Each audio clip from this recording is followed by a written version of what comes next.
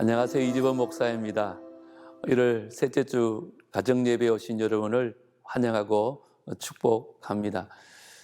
지난주 가정예배는 어떠셨는지요? 아직은 처음이라 어색할 수 있는데 계속 꾸준히 하시면 적응이 되어지리라 생각되어집니다. 오늘부터 가정예배를 드리고 있는 가정들을 여러분에게 좀 소개하는 시간을 가지려고 합니다. 오늘 소개할 가정은 장성규 장로님 가족과 한범석, 한인우 가족입니다. 온 가족이 함께하는 모습이 참 보기 좋지요. 축복합니다. 이제 여러분들도 가정예배 사진도 좀 보내주시면 이 시간에 잠시 소개하고 축복하는 시간을 갖도록 하겠습니다. 많은 참여를 바랍니다. 오늘은 창세기 3장 22절로부터 우리 4장 8절 중심으로 인생의 공회전을 멈추고 싶은 그대에게라는 제목으로 은혜를 나누고자 합니다. 먼저 찬송가 38장 예수 우리 왕이여 함께 찬양하겠습니다.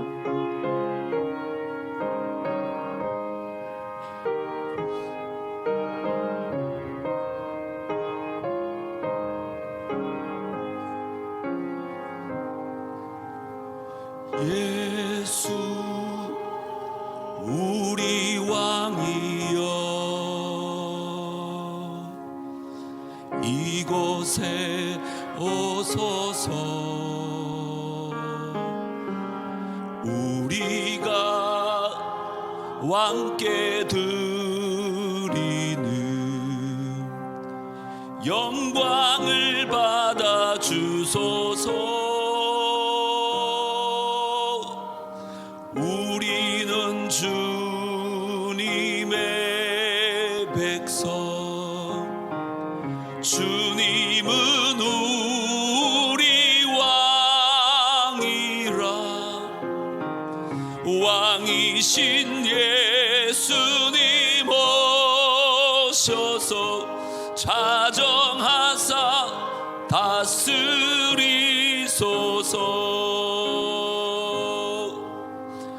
예수 우리 주시여 이곳에 오셔서 우리가 주께 드리는 찬양을 받아 주소서.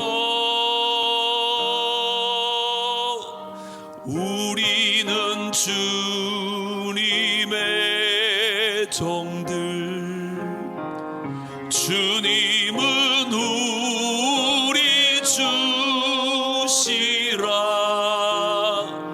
주 대신 예수님 오셔서 이 찬양을 받아 주소서.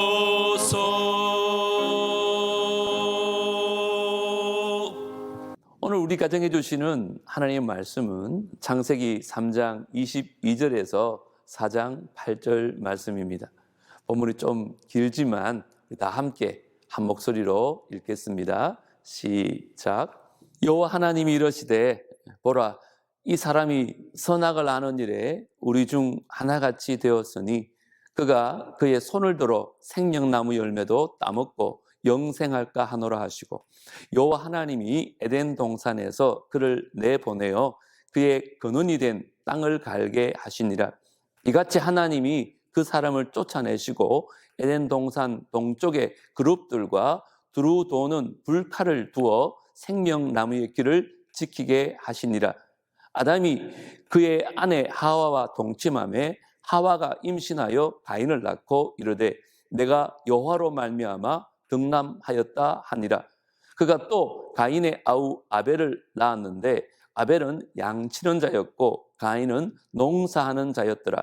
세월이 지난 후에 가인은 땅의 소산으로 제물을 삼아 여호와께 드렸고 아벨은 자기도 양의 첫 새끼와 그 기름으로 드렸더니 여호와께서 아벨과 그의 제물은 받으셨으나 가인과 그의 제물은 받지 아니하신지라. 가인이 몹시 분하여 안색이 변하니 여호와께서 가인에게 이르시되 네가 분하여 함은 어찌 됨이며 안색이 변함은 어찌 됨이냐 네가 선을 행하면 어찌 낯을 들지 못하겠느냐 선을 행하지 아니하면 죄가 문에 엎드려 있느니라 죄가 너를 원하나 너는 죄를 다스릴지니라 가인이 그의 아우 아벨에게 말하고 그들이 들에 있을 때에 가인이 그의 아우 아벨을 쳐 죽이니라. 아멘.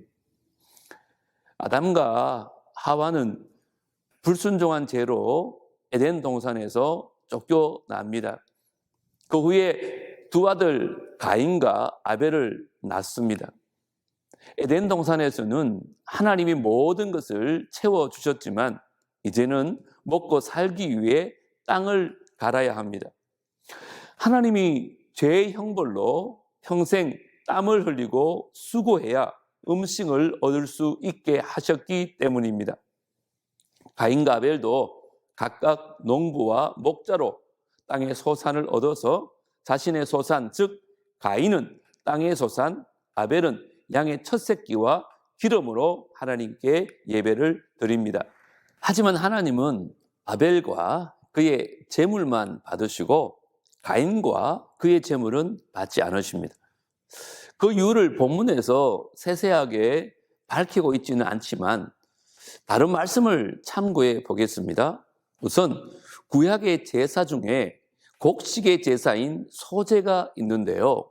거기서 알 수 있듯이 하나님이 곡식과 양계라는 제물의 종류에 차등을 두신 것은 아닙니다.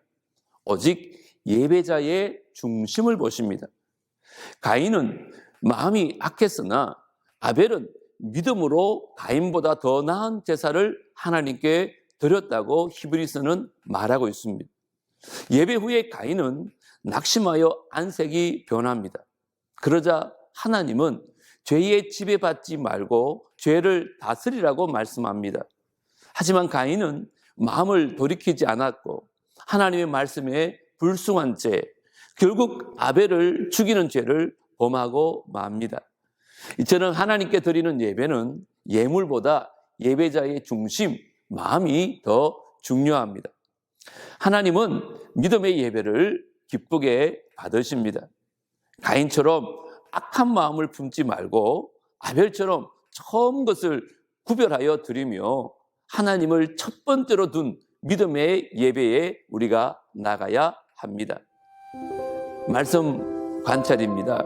1번은요, 가인과 아벨의 예배에 대해 하나님은 어떻게 반응하셨습니까?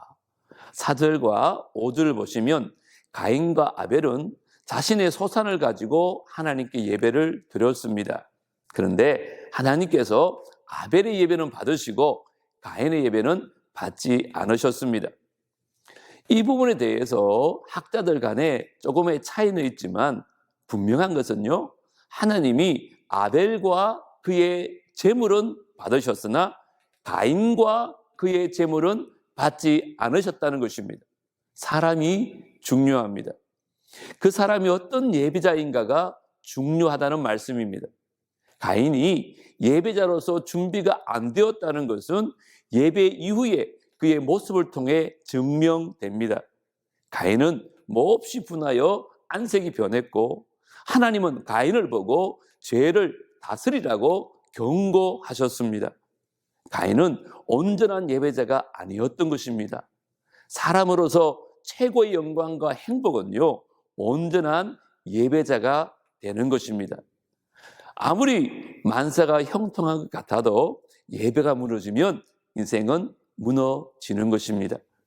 인생의 공회전을 멈추고 싶으시다면 가장 먼저 온전한 예배자가 되어야 하는 것이죠. 두 번째 문제는 분노한 가인은 결국 어떤 일을 저지릅니까? 8절에 나오죠. 동생 아벨을 살해합니다. 여러분, 인류 최초의 살인은 한 가정 안에서 이루어졌습니다. 형 가인이 동생 아벨을 죽인 것이죠. 결정적인 원인은 마음의 분노를 다스리지 못한 데 있습니다. 하나님은 그 가인의 예배를 받지 않으시고 아벨의 예배만을 받으셨습니다. 이런 상황에서 가인은 자신의 모습을 돌아봐야 하는데 아벨을 향해 분노합니다.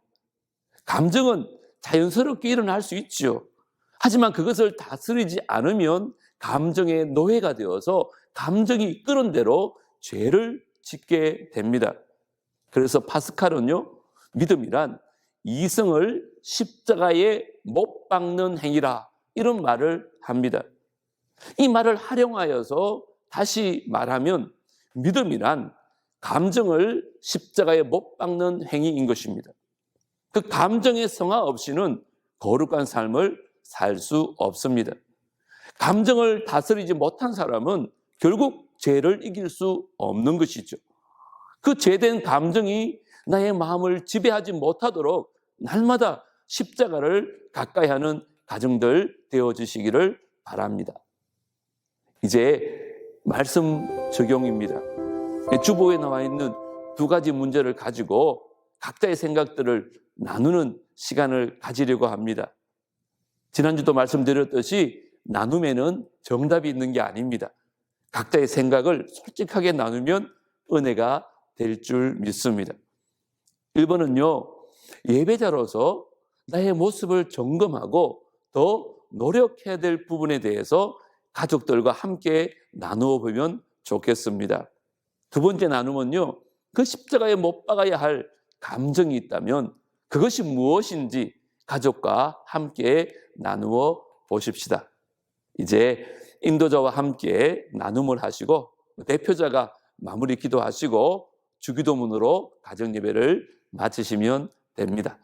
오늘도 은혜로운 나눔이 되시기를 바랍니다. 사랑하고 축복합니다. 우리 다음 주에 뵙겠습니다.